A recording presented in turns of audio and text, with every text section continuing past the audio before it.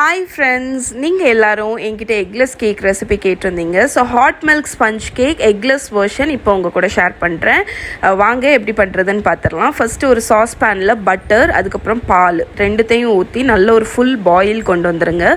அந்த பால் பாயில் ஆகும்போது பட்டர் கம்ப்ளீட்டாக மெல்ட் ஆயிரும். இப்போ இதை எடுத்து ஓரத்தில் வச்சிடலாம்.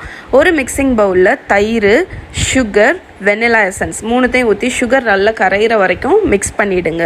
அதுக்கப்புறமா இதில் பேக்கிங் சோடா, பேக்கிங் பவுடர், உப்பு போட்டு நல்லா மிக்ஸ் பண்ணிடுங்க. இது எல்லாமே நல்லா கம்பைன் ஆனதுக்கப்புறம் நம்ம மெஷர் பண்ணி வச்சுருக்கிற மைதா மாவை ஆட் பண்ண போகிறோம். ஸோ இந்த பர்டிகுலர் ரெசிபியோட ஃபுல் ரிட்டன் ரெசிபி கிராம் மெஷர்மெண்ட்டோடி கீழே டிஸ்கிரிப்ஷனில் ஒரு லிங்க் ஆட் பண்ணுறேன், அதில் இருக்குது, செக் பண்ணிக்கோங்க.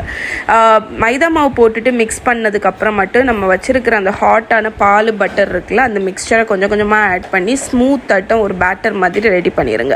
ரொம்ப அடித்து போட்டு கலக்காதீங்க. நல்லா ஜென்டிலாட்டு ஒரு ஸ்பேச்சுலா வச்சு மிக்ஸ் பண்ணி ஒரு ஸ்மூத் பேட்டர் ரெடி பண்ணிடுங்க. பேட்டர் ரெடி ஆனதுக்கு அப்புறமாட்டு அதை ஒரு பார்ச்மெண்ட் பேப்பர் லைன் பண்ணி வச்சுருக்கிற ஒரு பேக்கிங் ட்ரேயில் பேட்டரை ஊற்றி நம்ம அவனில் வச்சு பேக் பண்ணி எடுக்க போகிறோம். என்னோட அவன் அகாரோ ஓடிஜி அவன், அதோட லிங்க் கீழே டிஸ்கிரிப்ஷனில் ஆட் பண்ணுறேன், மறக்காமல் செக் பண்ணுங்கள். ஸோ கேக் பேனை அவனில் வச்சு ஒரு 20 to 25 minutes, மேக்ஸிமம் 30 minutes ஆகும். அது வரைக்கும் பேக் பண்ணி எடுத்துடலாம். ஸோ பேக்கான கேக்கை ட்ரேலையே ஒரு 5-10 நிமிஷம் கூலாக விட்டுட்டு மெல்ல கேர்ஃபுல்லாட்டு பார்ச்மெண்ட் பேப்பரோட ஹெல்ப்போட கேர்ஃபுல்லாக ட்ரேலேருந்து கேக்கை ரிமூவ் பண்ணுங்கள்.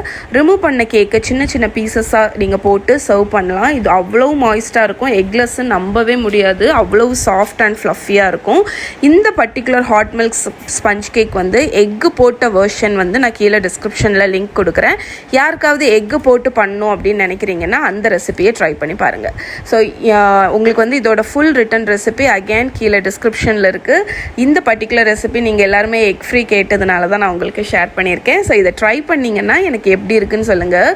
கேக்கோட டெக்ஸ்டரை பாருங்கள், எவ்வளோ ஃப்ளஃபியாட்டு எவ்வளோ மாய்ஸ்டாக இருக்குது அப்படின்னு. ஸோ இது ஒரு must try cake recipe. Okay.